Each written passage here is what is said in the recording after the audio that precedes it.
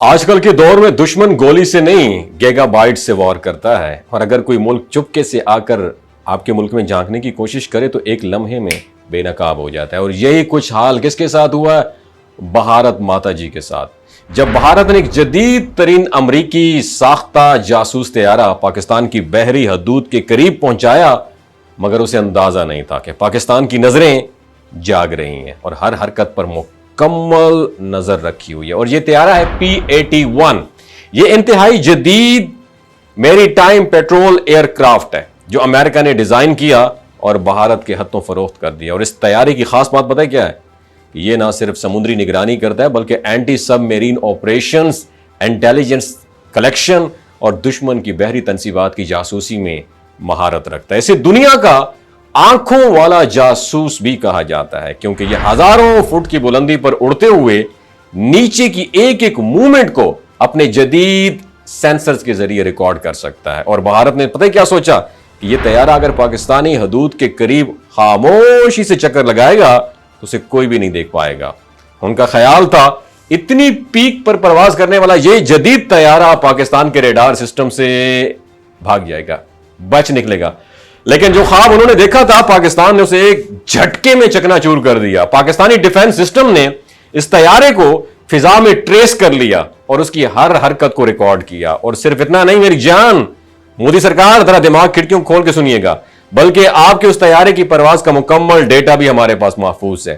کہاں سے آپ نے اڑایا، کتنی دیر روکا، کس علاقے میں موومنٹ کرتا رہا، سب کچھ پاکستانی ٹیکنالوجی نے نہ صرف اپنے پاس سیو کیا بلکہ عالمی سطح پر ایک پیغام بھیجا، 80 ستے نہیں ہیں، جاگ رہے ہیں اور دشمن کی کوئی چال چھپ نہیں سکتی میری جان۔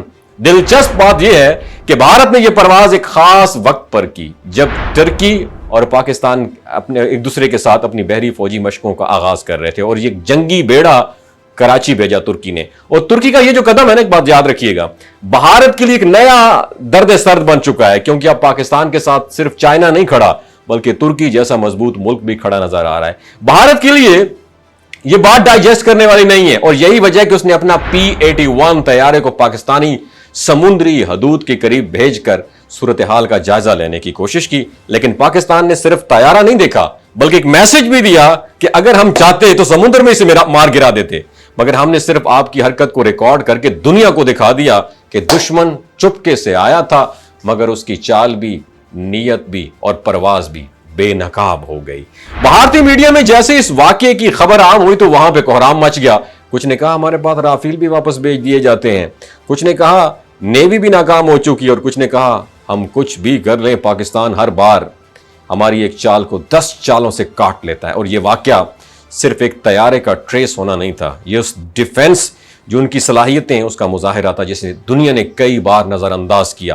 پاکستان نے یہ ثابت کیا کہ اگر ہم صرف اپنے دفاع کے لیے تیار نہیں ہیں میری جان، بلکہ دشمن کے ذہن کو بھی ہم پڑھ سکتے ہیں۔ اگر وہ سمجھتے ہیں کہ وہ ہمیں چکما دے سکتے ہیں تو وہ خواب خرگوش کی نیند سو رہے ہیں۔ پوری دنیا کو ہم نے دکھا دیا ہے کہ جدید ٹیکنالوجی رکھنے سے زیادہ اہم ہے اسے استعمال کرنے کی اسٹریٹجی۔ اور پاکستان کے ڈیفنس اداروں نے یہ میسج ہمیں ایک بار پھر ان کو دے دیا ہے کہ ہم ہر سازش کو بر وقت سمجھتے ہیں، اس پر نظر رکھتے ہیں، اور اگر ضرورت پڑی تو اس کا منہ توڑ جواب دینے کی مکمل صلاحیت بھی رکھتے ہیں۔ یہ صرف ایک طیارے کی نگرانی نہیں میری جان، یہ ایک برتری کا اعلان تھا کہ پاکستان کی آنکھیں آسمانوں کو بھی چیر کے دیکھ سکتی ہیں، اور دشمن اگر چپکے سے آتا ہے تو ہم اسے شور کے ساتھ واپس بھجوا دیتے ہیں۔